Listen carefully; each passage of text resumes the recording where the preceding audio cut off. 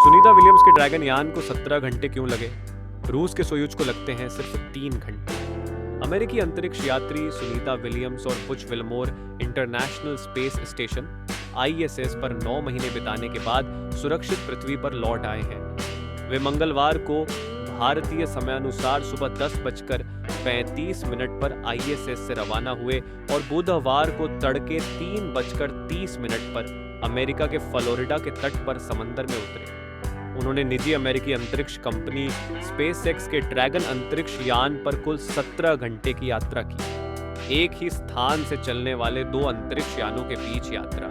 समय में 14 घंटे का अंतर क्यों होता है? यात्रा का समय किस बात पर निर्भर करता है?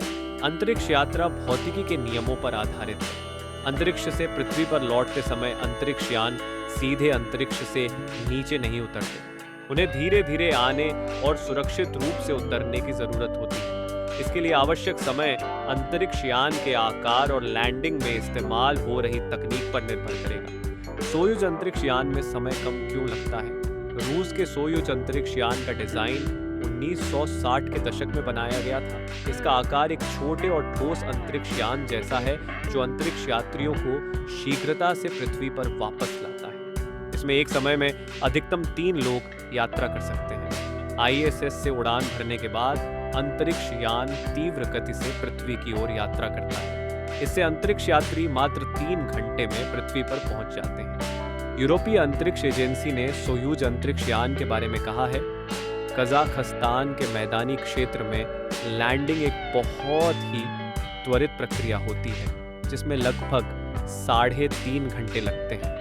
सोयूज अंतरिक्ष यान के 3 भागों में से 2 भाग पृथ्वी पर पुनः प्रवेश करते ही चल जाते हैं। केवल एक भाग ही उतरता है। लैंडिंग से 15 मिनट पहले 4 पैराशूट खोले जाते हैं। सबसे पहले 2 पैराशूट खुलते हैं, फिर तीसरा बड़ा पैराशूट खुल जाता है। इससे अंतरिक्ष यान की गति 230 मीटर प्रति सेकंड से घटकर 80 मीटर प्रति सेकंड हो जाती है।